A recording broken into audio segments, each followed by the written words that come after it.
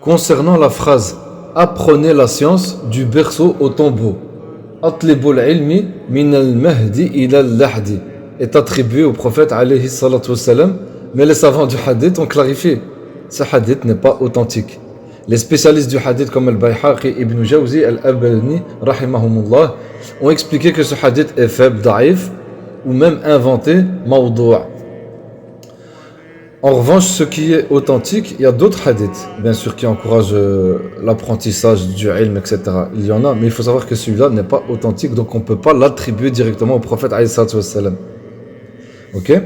Donc, nous avons le hadith en numéro 1, l'obligation justement de rechercher la science, c'est ce que je disais dans l'autre vidéo. On ne peut pas s'arrêter à un hadith et prétendre qu'on connaît de la religion. Non, il faut apprendre, ça veut dire qu'il faut toujours rechercher, apprendre, vérifier nos sources. On apprend un hadith, deux hadiths, ou on a appris 50 hadiths de tête, mais on doit les vérifier. Est-ce que c'est des hadiths qui sont daïfs, est-ce qu'ils sont sahih, comment ils sont classifiés? Et il faut s'imprégner de ces hadiths, subhanallah.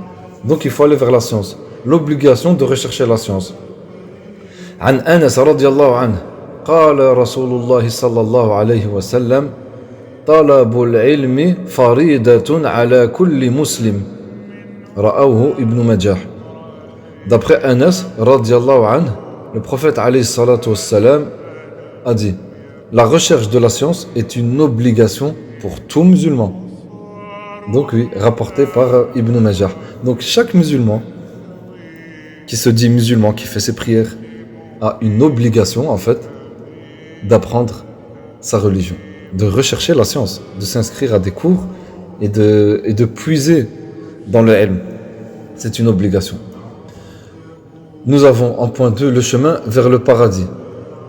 عن أبي هريرة رضي الله عنه قال النبي عليه الصلاة والسلام من سلك طريقا يلتمس فيه علما سهل الله له به طريقا إلى الجنة رواه مسلم. D'après Abu Hurayra radiyallahu anhu, le prophète alayhi salatu wassalam a dit: quiconque emprunte un chemin pour rechercher la science, Allah lui facilite par cela un chemin vers le paradis, rapporté par Muslim. Et on a encore un hadith ici qui appuie en tout cas le ilm, toujours dans la thématique, la valeur du savant par rapport à l'adorateur.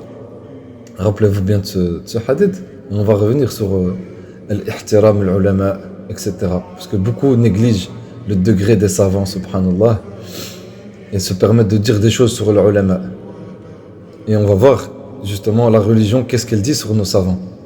عن أبي درداء رضي الله عنه قال النبي عليه الصلاة والسلام سمعت رسول الله يعني عليه الصلاة والسلام يقول فضل عالمي على عابدي كفضلي على أدناكم رواه الترمذي.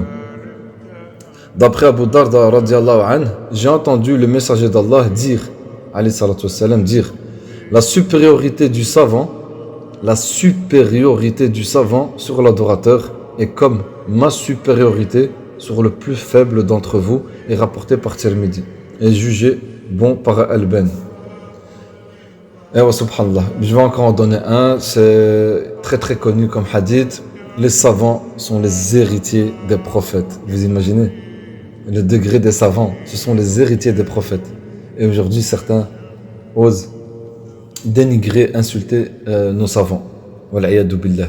عن أبي درداء رضي الله عنه قال رسول الله صلى الله عليه وسلم إن علماء ورثاء أنبياء وإن أنبياء لم يورثوا دينارا ولا درهما وإنما ورثوا العلم فمن أخذه أخذ بحط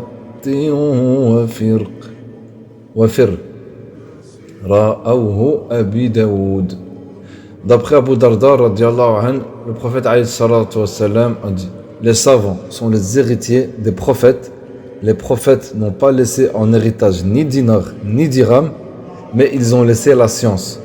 Celui qui l'apprend a pris une part énorme, rapporté par Abi Daoud. Voilà, barakallahu fikoum. Nous faisons tous des efforts. Pareil pour moi, je fais des efforts pour être entraîné la langue arabe et qu'Allah nous pardonne pour nos manquements. Et si on fait des choses bien, c'est par sa grâce. Subhanakallah wa bihamdik, nashhadu an la ilaha illa ant, nastaghfiruka wa natubu ilayk.